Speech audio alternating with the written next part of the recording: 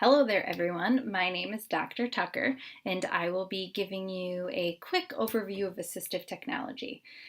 So that you can follow along with the PowerPoint, I am going to ask that you go to this bit.ly up here on the screen. Please remember that caps do matter, so it's a capital A, capital T, and a capital O.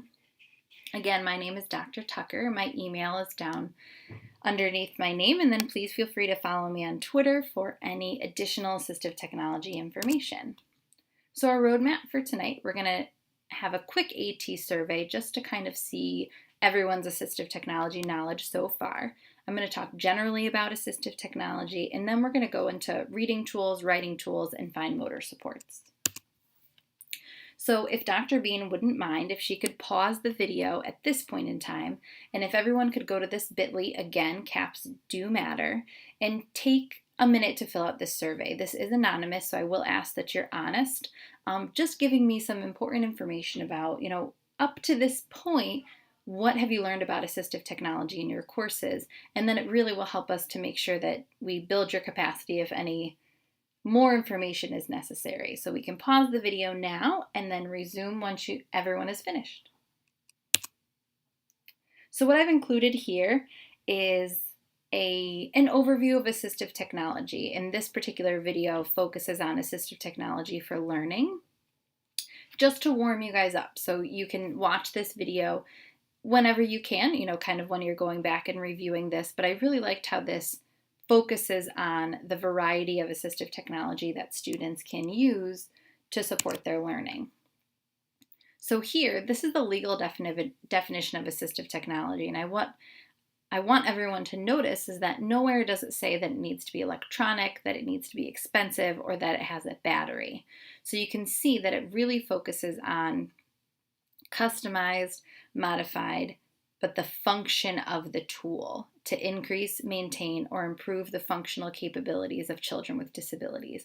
And that's really all that matters. So if Velcro allows a student to write for longer or to write with more legible handwriting, then that piece of Velcro is essentially assistive technology. And it's something that's very important to remember when you're in these school districts and you're supporting your students, that just because it has technology in the name doesn't necessarily mean that it is electronic. To piggyback on that, so assistive technology really is a continuum from low tech, mid tech, all the way to high tech. I used this image because I like that it gives specific examples of low tech or high tech. And the AT Continuum word is actually a link to resources coming out of the University of Kentucky, specifically the Assistive Technology Project, which provides a lot of valuable supports for assistive technology. But it gives this continuum in a wide variety of specialties. So you can see for mechanics of writing, this one is for computer access. So if you need some ideas and looking at, all right, what are some low-tech supports? This is for composing written material. I really like how this just gives you some general guidelines as to, okay, if the word wall or the word bank isn't working, where can I go next? A little bit outdated, but still the general ideas are extremely helpful. The other support, if you click on the image, is a wiki. And again, this just gives some more in-depth examples of the dynamic of low and high tech, looking at daily living skills and listening.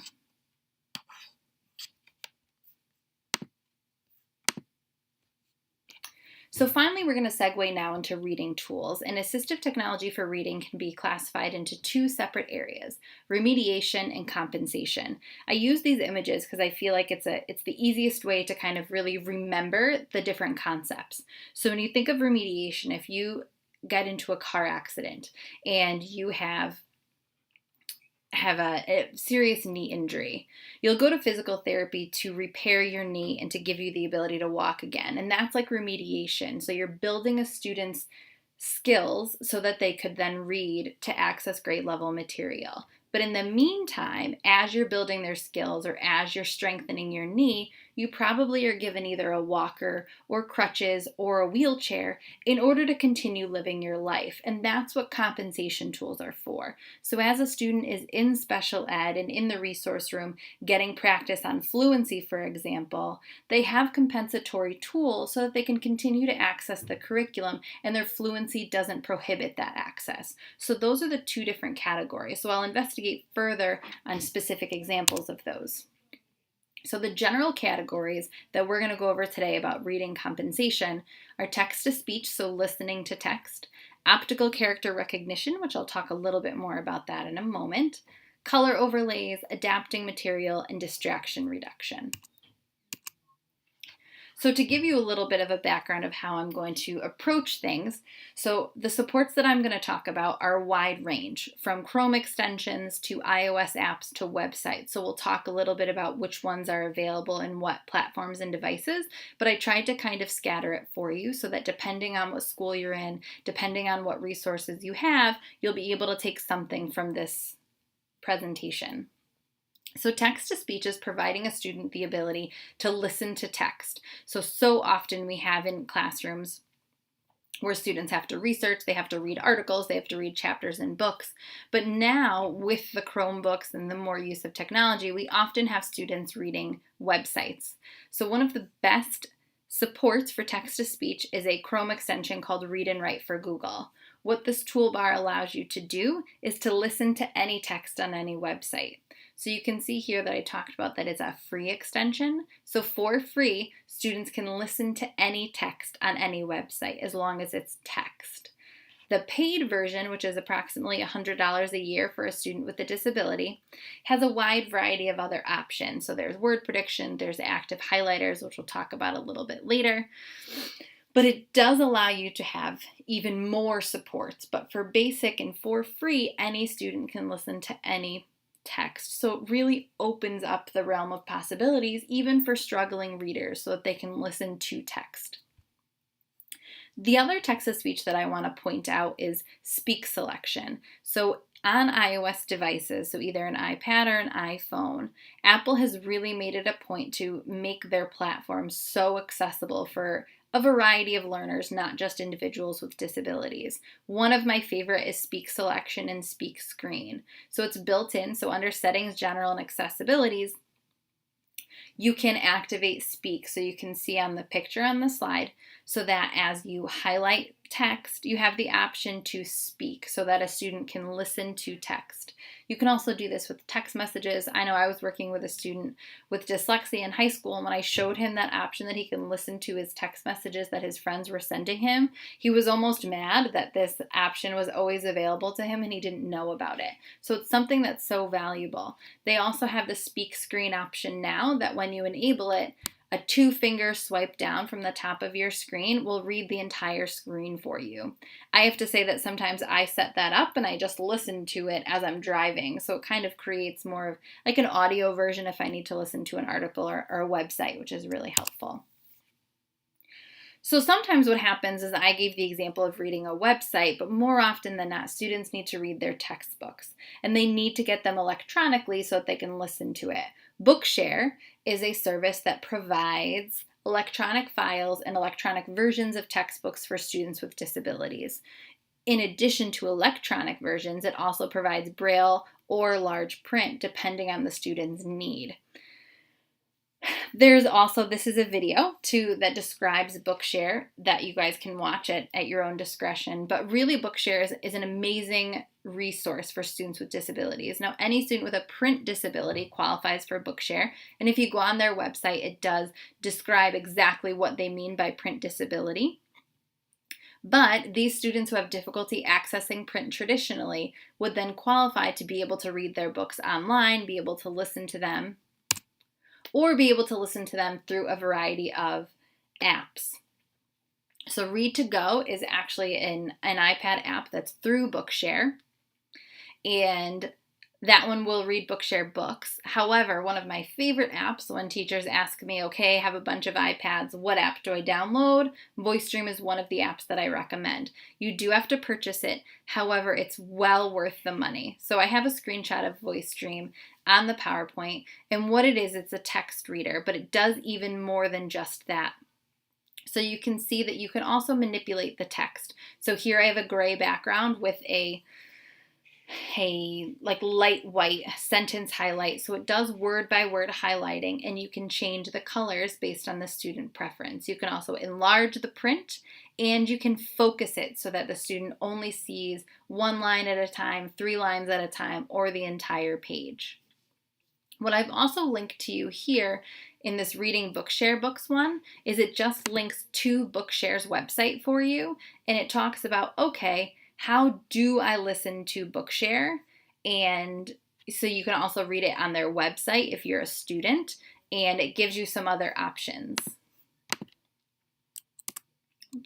So I'm going to talk a little bit more about the embedded options in VoiceStream when we talk about reading comprehension. But think about here, we have a word highlighted and we have an option for bookmark or highlight. So the next step, so I talked about Bookshare to get the print electronically. However, we always have worksheets in class. Teachers hand out paragraphs, they just hand out their worksheets in class that are all paper-based. And also a lot of times the teacher resources that are attached to textbooks come in PDFs, but they're not accessible, which means that they're just images. So what we need is something called optical character recognition. So taking this image, this picture of print, and converting it to actual text. So for those of you who are having trouble grasping this, I'm sure you've read some things online where you try to either Control F to search it, or you try and highlight an article to then copy and paste it into something else, and it doesn't work. That's because that text is a picture. And in order to listen to something, use text-to-speech, you need to have the text behind it. So these are 3 options for you to convert text, a picture of text, into actual text. So Free Online OCR is a website where you can upload documents and it will convert it. My disclaimer about all 3 of these resources is that your conversion will only be as good as your picture or your original document. So if you have a document that's been copied multiple times and some of the letters are blurring, your conversion probably won't be perfect. So you'll always want to double check this, not just scan it for a student and then have them listen to it, because it will probably have quite a few errors. However, they really are great for some of those in the pinch moments or some things that you need. So Prismo is a great app. It's actually originally made for business people so that they can take a picture of a business card and it would automatically take that contact information and save it into their phones. And then they realized the opportunity, so then they incorporated Prismo will automatically read it to the student as well. So they will take the picture, convert it to text, and then read it to the student. So the next area is looking at color overlays.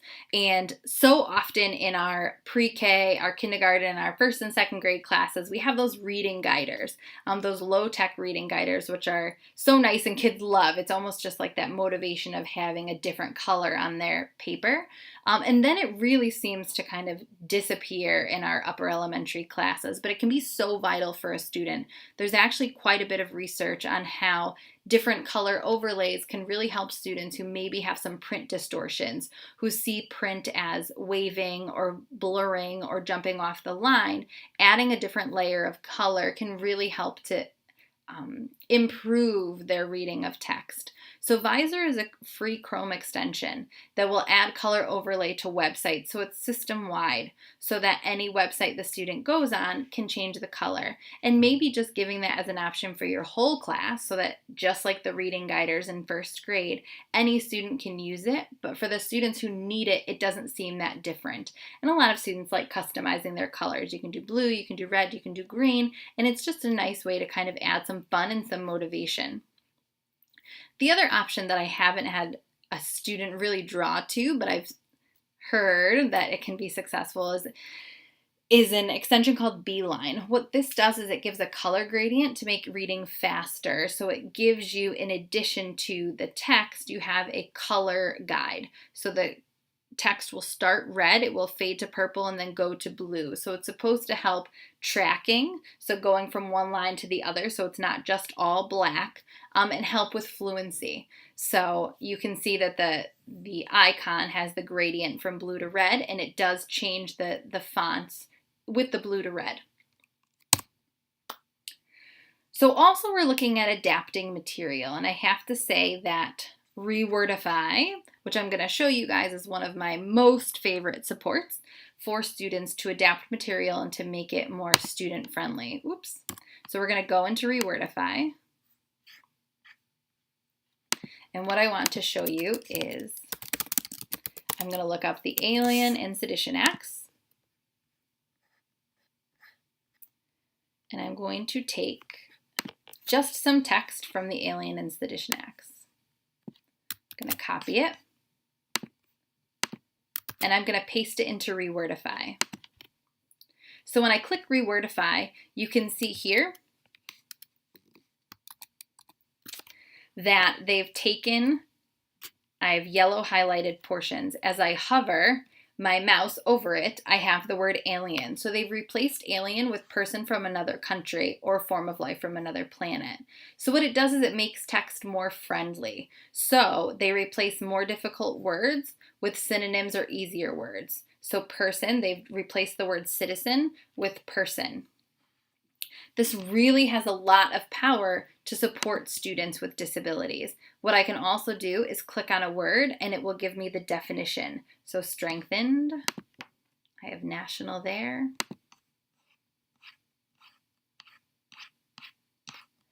So similar to, I don't know if any of you had the No Fear Shakespeare option when you were in school, where it had the more challenging text on one side and the easier on the other. So that is also an option for Rewordify.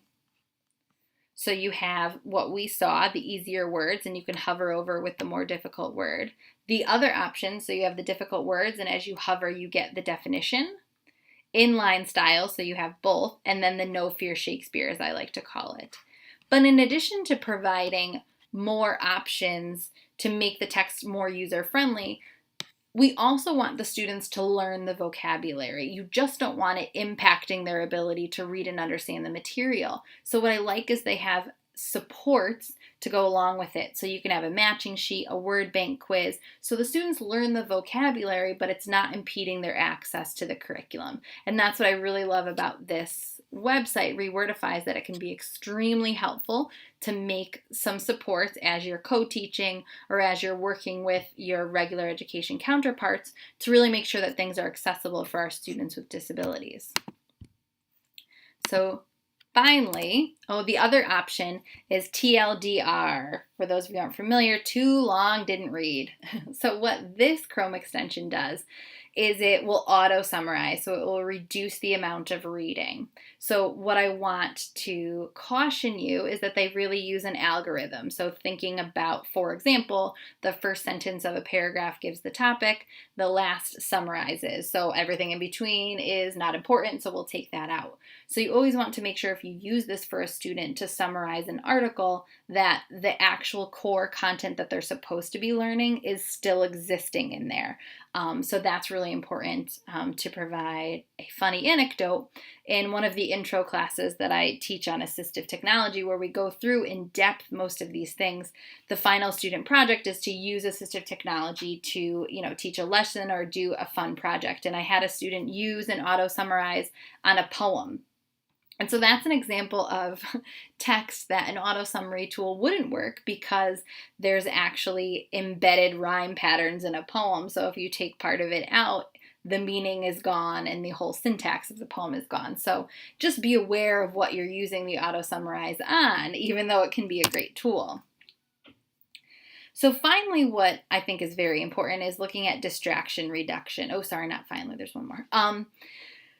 So these are options. Mercury Reader is a Chrome extension that will reduce the ads. So think about the website CNN or even ESPN. The amount of ads and visual clutter that are on those websites are so overwhelming for students. So what this does is it zaps away the clutter, takes away all of the ads, your sidebars, any of your scrolling, and it just gives you the heart of the article. For example, for those of you who do use iPhones or Apple products, they have a Safari Reader view, which I included a picture. So anytime you see those little lines to the left side of the address bar, that gives you a more comfortable reading view, and that is only the text, what you're supposed to be reading, and it gives you the option to increase the text if you need to. So if you're reading an article on your iPhone and you find it's too small, that allows you to manipulate it to make it comfortable. Again, that's universal access for everyone, but for some of our students, maybe with visual impairments or need to get rid of those distractions, it's vital for them. Another option is high contrast. So that has several high contrast options like black backgrounds with white lettering, just to help students with their ability to read online. Now, with the immersion of technology in school, it's great, but reading online can really be taxing on our eyes. So kind of giving students some options to reduce this glare, maybe to avoid headaches, it gives them some great visual supports. So now we're transferring from compensation into reading remediation tools. And really I'm focusing this area on the 5 different tenets of reading identified by the National Reading Panel. So we're looking at phonemic awareness, phonics, vocabulary, fluency, and comprehension. So what's really important about phonemic awareness that all of you guys, I'm sure, are aware of is that it's the manipulation of sounds. And that's what's so important, and what I find is difficult if you go into phonemic awareness on the App Store, on the iPad. There are a million phonemic awareness apps, but more often they're usually linking phonemic awareness and phonics, and it's not those true listening and manipulation of sounds activities. HearBuilder is one of my favorite supports because it's originally for speech and language pathologists, but they have true phonological awareness activities where the students need to listen to the sounds and then manipulate them. So this is a link. HearBuilder has options for software, iOS apps, and the website. But on their website, when you go on there, onto the free trial, there's demos for all of their support. So you can see there's following directions, phonological awareness. And when we go into phonological awareness, they have syllable blending, and it gives you the goal. And they have options for low, medium, and high, as you can see. But it's really important because it asks the students to listen to the sounds, and it focuses on all of the sound skills that they need. And I really love this support, and it allows you to gather very good data and tangible data on student progress in these different areas. So that's HearBuilder. The other one that I do like that does have a phonemic awareness and phonics component is Endless Wordplay. This one has really great imagery. I find that students like it because it is more like a game, but that will have manipulation of sounds in addition to the use of letters. So it's kind of like that blend, the straddling of phonemic awareness and phonics. There are so many different phonics apps available. These are just some examples for you. So these are some screenshots, some phonics first grade, kindergarten, pre-K. And what I always talk to teachers about is that, using the apps or the interactive supports to really practice what you've introduced in your small group. So if you're working on word families like at or et, try and find an app that will maybe work on that so you can see if the student is generalizing your instruction through using the app. It can be so hard to match exactly the words that you're using or the system or the process that you're using in an app, but it might be a good opportunity to see, can they generalize this? Can they take the skills of segmenting and blending or identifying and use it in an app? And that's what I like to encourage teachers, find what works for your student and what themes you're working on, and have the apps, the interactive activities, be more of a practice for your student, because it can be so hard to truly find something that aligns with what you're doing and your curriculum unless you're creating it yourself. So to give you some Chrome apps, and this Abbott Talk, this is free support, and I'll go through this also when we look at comprehension, that isn't perfect. One of my biggest pet peeves is kind of how they produce the letter sounds. So for P, they might say P and add that A on it, which when you're looking at, true reading instruction. You don't want to add that puh in there.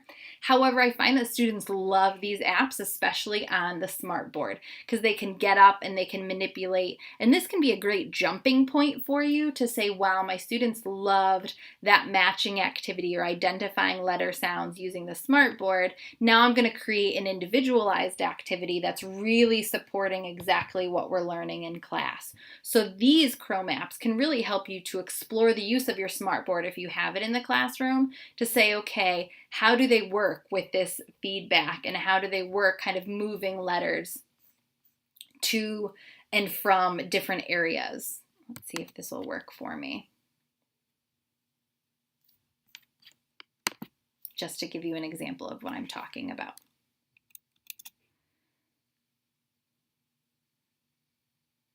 Abby Talk learning is fun.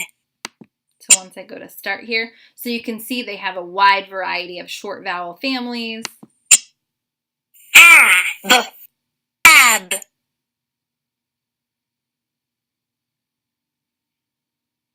Lab. So here I want to create lab. What I always do, and I highly recommend that as you're exploring software to use for your students, do the wrong test. So I always want to see, okay, ooh, what does it do? Does it give me feedback if I keep getting it wrong?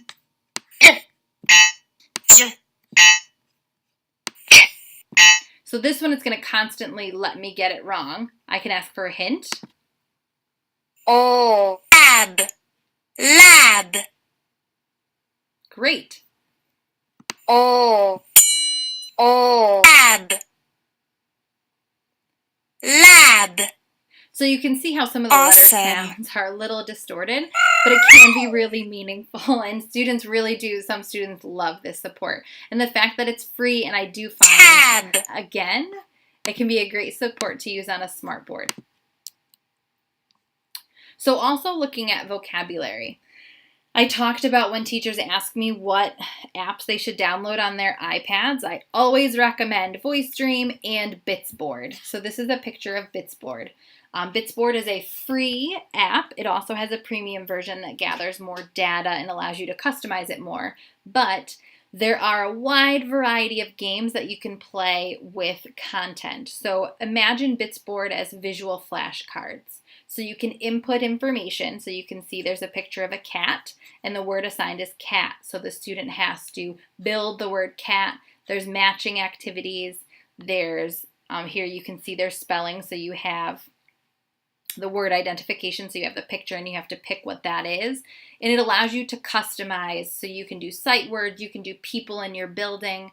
In addition to creating your own content, you can also go into their sharing community. So you can download boards that other teachers have created, and that's really valuable to just see, okay, what are other people doing and how you can customize it individually for your students. What I also like about that is that if you create a Bits board for your co-teaching science class and the students are learning about the states of matter, and you create that Bits board, you can then send out information to your parents and say, hey, you can download this free Bits board app, and you can download the free board that I created so your student can then practice at home. And that's so powerful for parents to not only know how to support their students, but it's not just looking at flashcards. They can play so many different games using the same content. So it's constantly reinforcing what they need to learn. Spelling City is another website, if no one's heard of it, that you can insert spelling words and students can play a variety of activities with those spelling words to prep for their spelling test. When you're looking at sight words, there's, again, so many different apps that students can practice for sight words, but I have to say that Sight Word Adventure is my favorite because of the quality of the images in the game. So it is $3.99. However, you can see how nice the imagery is. Kids really feel like they're playing a game. Again, they have lots of different games to identify sight words. But even more powerful is that they have a great data collection. So you can look and see what words the student's having difficulty, how they're doing in general, and you can insert your own words. So if you want them to be able to learn how to spell their last name, learn how to identify their last name, you can really customize the words that are included in Sight Word Adventure. And finally, Flowcabulary is one of my favorite supports because it actually it's wrapping and to embed and learn vocabulary. So they have free songs and videos in addition to a premium version, but area and perimeter, let's take a quick little gander at this one. It's the year 2060 and you're colonizing Mars. You're about to buy a plot of land how big the backyard is, and then you want to know how far it is around. To figure this out, you have to find the area. That's the space inside. For a rectangle, its length and width are multiplied. So you can see how not only is it really catchy, but it has the visuals to go along with the concepts. In addition, they have the lyrics. You have the discuss option where it will pause the video and provide questions for discussion, which is great. And they have follow-up quizzes to really embed this video in your instruction. It really is a powerful tool, and I find students get super motivated when using this. And then looking at Fluency. So looking at the proved results for effective fluency instruction is really that practicing repeated reading and looking at one text to improve reading with automaticity and expression. 1 Minute Reader is actually put out by Read Naturally, which is the company that really has the most reputable fluency supports. 1 Minute Reader is not their full program. They have something called Read Live, which is the full fluency tutorials. 1 Minute Readers are just quick little kind of like fluency practices where they have small passages. The students read it to gather their cold timing. Then they read along with the app a couple of times, and then they read by themselves to get their hot time, and they can really see how they've improved, and it gives them a graph to kind of show how their words per minute have improved, and it's really powerful. Fluency Tutor, it works through Google Classroom, and that allows you to assign passages to students, and they actually record an audio of themselves reading it, and then you score it. That can be very powerful when you're looking at providing data for progress marks or showing how your students have improved, is having those audio files. And finally, reading comprehension. And this is one of the most difficult areas I find, because the best way to improve on reading comprehension is looking at active reading strategies and effective reading practices and teaching.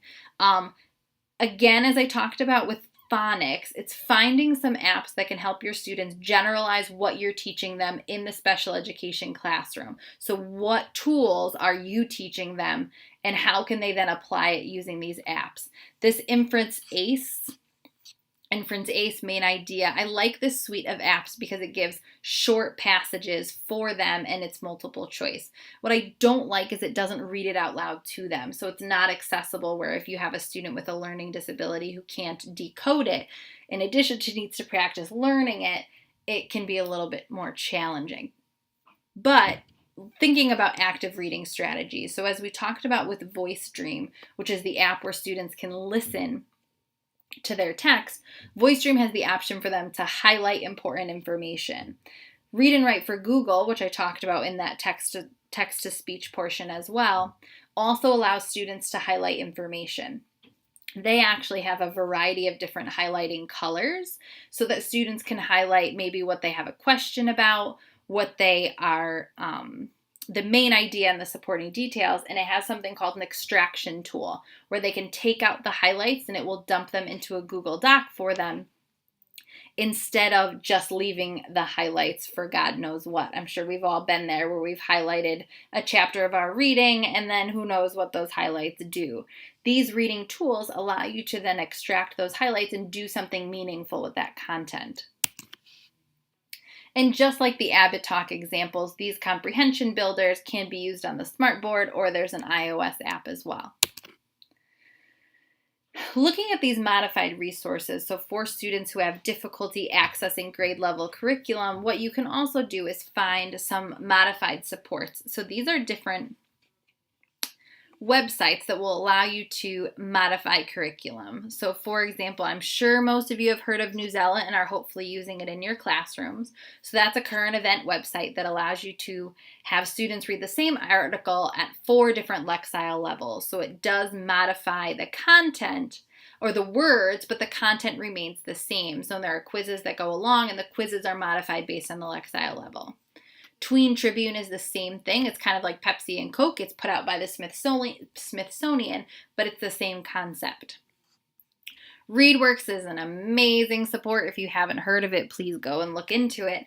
ReadWorks gives you opportunities to download lessons and different skill sets to work on either main ideas, inferencing, but it can also give you nonfiction content for students at a lower grade level. So for example, if your 7th grade class is looking at photosynthesis, you might be able to find content on photosynthesis at a lower grade level for your students to access.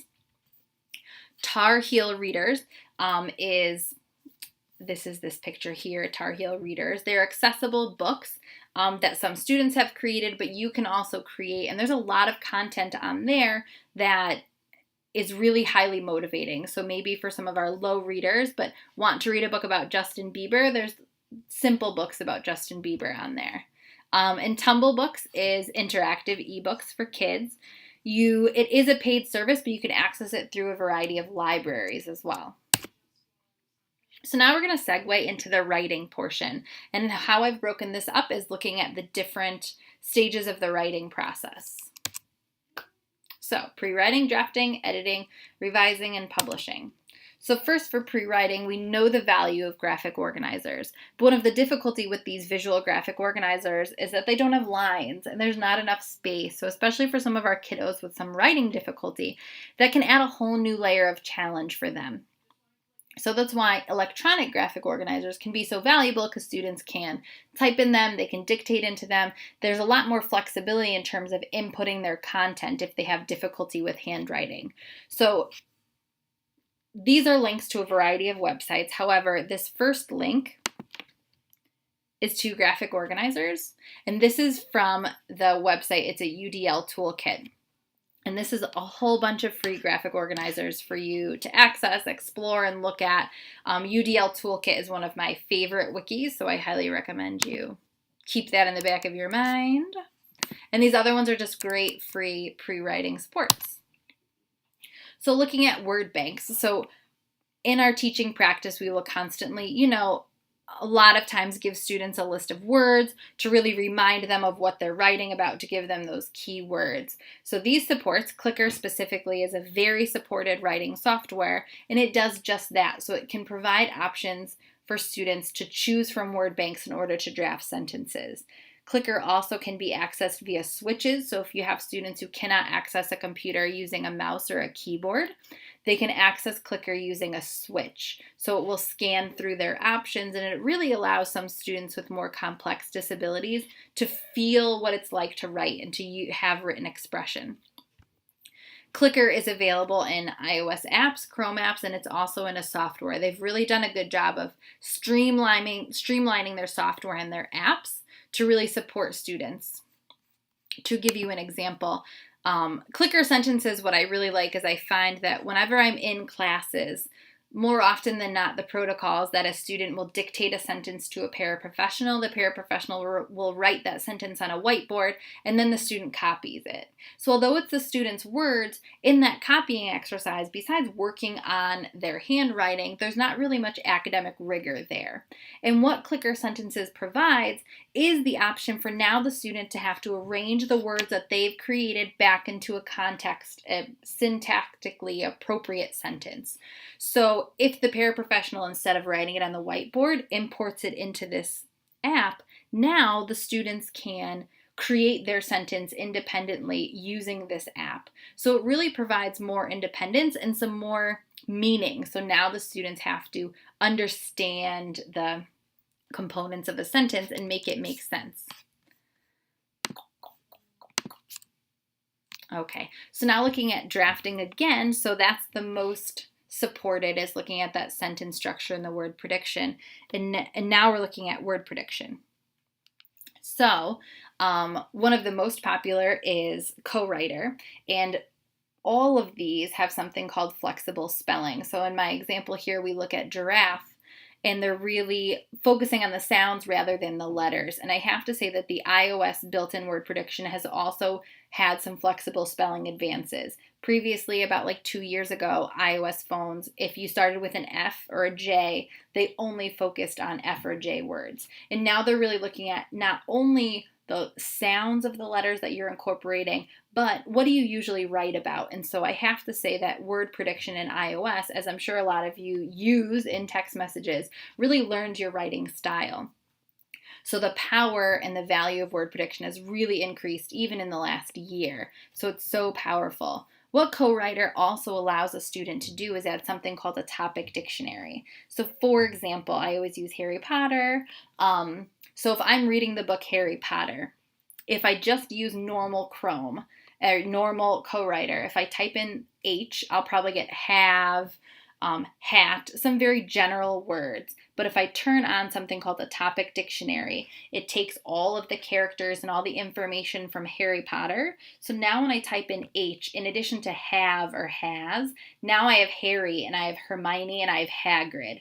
So it gives your predictions more meaning, and it takes from these tier 3 words first to help your students. That helps not only students who have difficulty with spelling, but also with word retrieval. If your students have difficulty remembering, like, who were the characters in Romeo and Juliet, it can be so powerful for students, especially when they're writing about specific content or literature, or kind of helping with that, increasing their written expression. So that's word prediction. And next, dictation. I feel like Siri has really made some huge advances for us in the area of dictation, but Google voice typing has really made strides as well. So that's under tools in Google Docs, and it is built in just like Siri in the dictation portion of your iPhone, where a student can dictate into Google Docs. These other options are all network-based. So Google voice typing, co-writer, universal, word queue, and Siri is something called network-based dictation. So it takes your audio file, it sends it to their server, it converts it, compares it to a bunch of audio from other people, and then transfers it to text.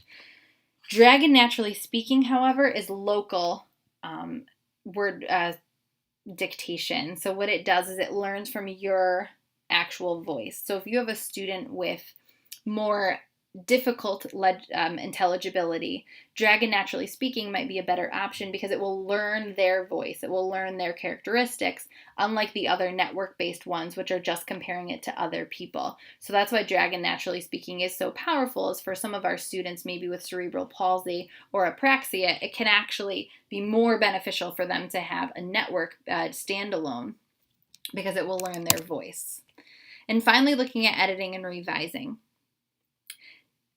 I have to say that when you're looking at comparing Google Docs, editing and revising, and grammar supports, it is atrocious compared to even Microsoft Word. So it's something to be careful of and to think about when your students, if you're in a classroom that's a Google school and they're using Google Classroom, really having students be aware that Google Docs is not as thorough as Microsoft Word, and another layer should really be added on. So these are just some examples. Ginger software.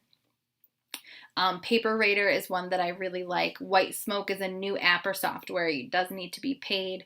Another one that's not on here, I apologize, is Grammarly is another great app. Unfortunately, it doesn't work in seamlessly with Google Docs. The students have to copy and paste into it, but it can be really valuable. And finally, when we look at publishing, so what are we doing with this material and this content that we have? These are just some examples to make publishing a little bit more fun. You might be able to get students to write a little bit more, to be a little bit prouder of their work.